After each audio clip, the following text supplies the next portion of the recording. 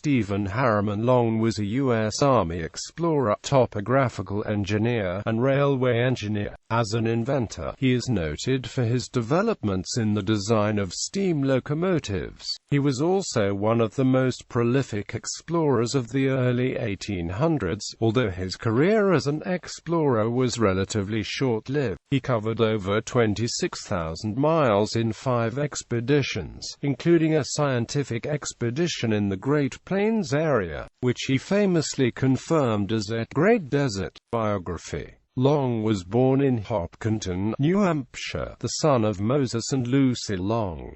He received an A.B. from Dartmouth College in 1809 and an A.M. from Dartmouth in 1812. In 1814, he was commissioned a Lieutenant of Engineers in the U.S. Army Corps of Engineers. Upon the reorganization of the Army in 1816, he was appointed a major on 16 April and assigned to the Southern Division under Marge. Gen. Andrew Jackson as a topographical engineer.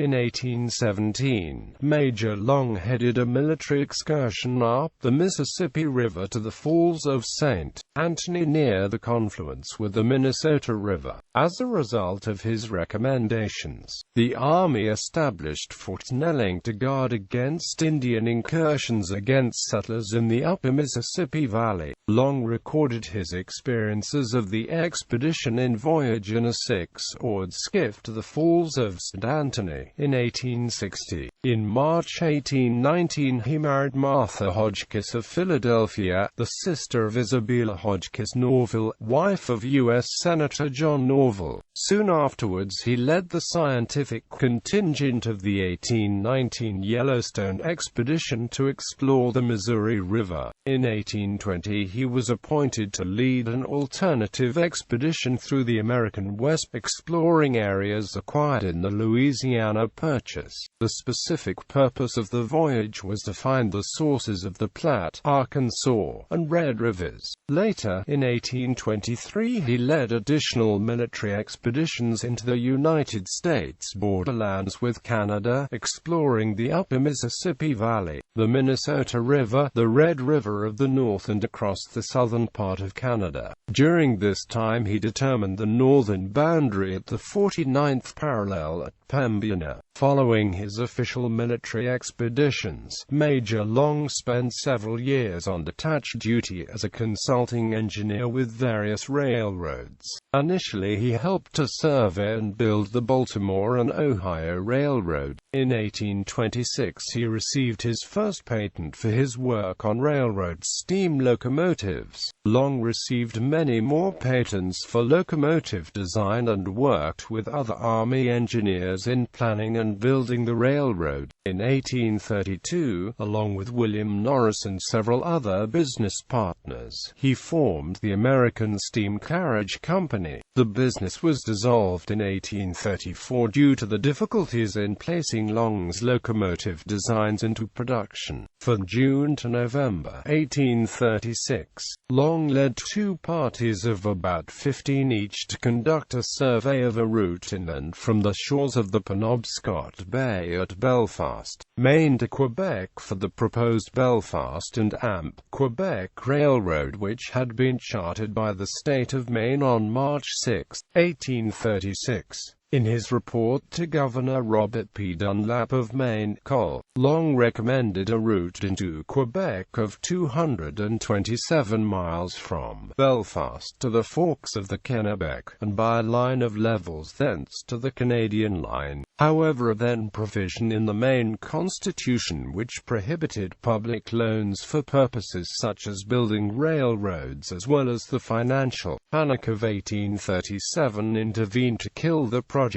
Colonel Long received a leave of absence to work on the newly incorporated Western and Amp Atlantic Railroad in Georgia. His yearly salary was established at $5,000. The contract was signed May 12, 1837, and he served as the chief engineer for the W and Amp A until November 3, 1840. He arrived in North Georgia in late May and his surveying began in July, and by November he had submitted an initial report which the construction followed almost exactly. In 1838 he was appointed to a position in the newly separated U.S. Corps of Topographical Engineers. Like most of their officers, Major Long remained loyal to the federal government during the Civil War, and he became colonel of the Corps in 1861 until its merger back into the U.S. Corps of Engineers in 1863.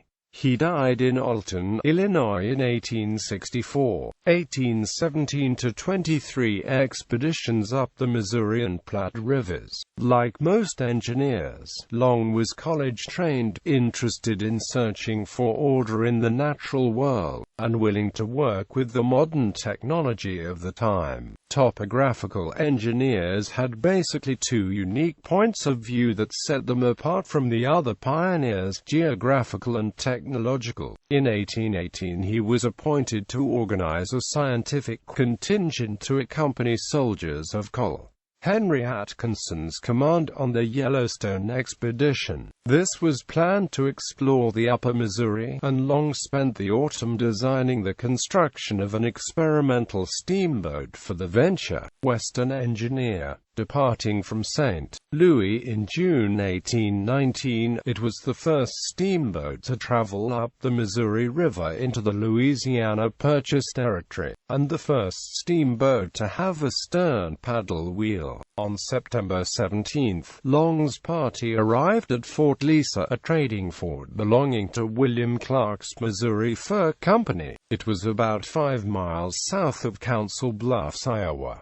Long's group built the winter quarters nearby and called it Engineer Cantonment. Within a month, Long returned to the East Coast, and by the following May, his orders had changed. The Yellowstone expedition had become a costly failure, and so instead of exploring the Missouri River, President James Monroe decided to have Long lead an expedition up the Platte River to the Rocky Mountains and back along the border with the Spanish colonies. Exploring that border was vital, since John Quincy Adams had just concluded the treaty with Spain, which drew a new U.S. border to the Pacific. Major Long was the leader of the first scientific exploration up the Platte, which planned to study the geography and natural resources of the area. His party of 19 men included landscape painter Samuel Seymour, naturalist painter Peale, zoologist Thomas Say, and Edwin James, a physician knowledgeable in both geology and botany.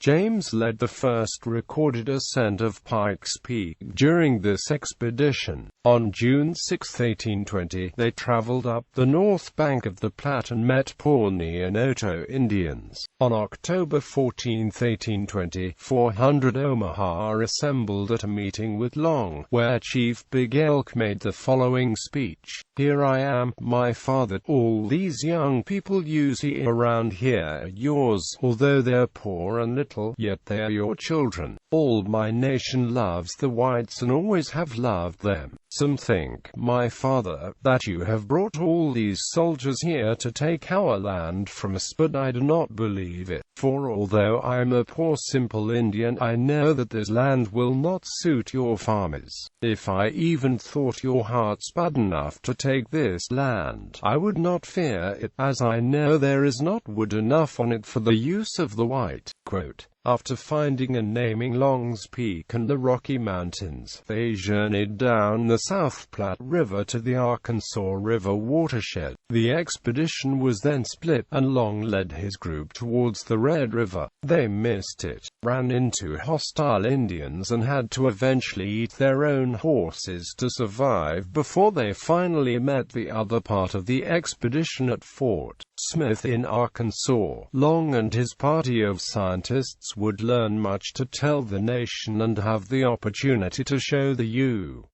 flag report. In his report of the 1820 expedition, Long wrote that the plains from Nebraska to Oklahoma were unfit for cultivation and of course uninhabitable by people depending upon agriculture. On the map he made of his explorations, he called the area a Great Desert. Long felt the area labeled the Great Desert would be better suited as a buffer against the Spanish, British, and Russians, who shared the continent with the United States. He also commented that the eastern wooded portion of the country should be filled up before the Republic attempted any further extension westward. He commented that sending settlers to that area was out of the question.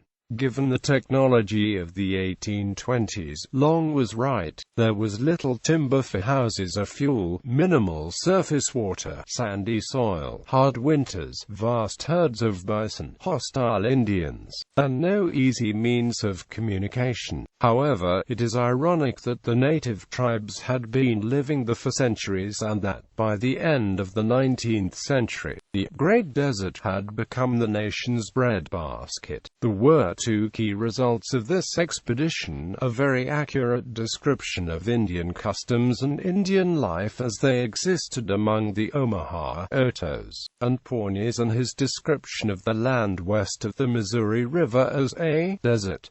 1823 Expedition to the Red River of the North. Major Long's 1823 expedition up the Minnesota River to the headwaters of the Red River of the North, down that river to Pembina and Fort Garry, and then by canoe across British Canada to Lake Huron is sometimes confused with his initial expedition to the Red River in modern-day Texas and Oklahoma. The expedition to the Red River of the North was a separate, later appointment which completed a series of explorations conceived of by Lewis Cass and implemented by David B. Douglas, Henry Schoolcraft, and others besides Major Long. The 1823 expedition was denoted primarily as a scientific reconnaissance and an evaluation of trade possibilities, but probably had undisclosed military objectives as well, and certainly was viewed with suspicion by British authorities in Canada. This expedition for a time was joined by the Italian adventurer Giacomo Beltrami, who argued with Long and left the expedition near Fort Garry. The 1823 expedition encouraged American traders to push into the fur trade in northern Minnesota and Dakota, and fostered the development of the Red River trails and a colorful chapter of ox cart trade between the Red River colony and Fort Garry via Pembina and the newly developing towns of Mendota and St. Paul.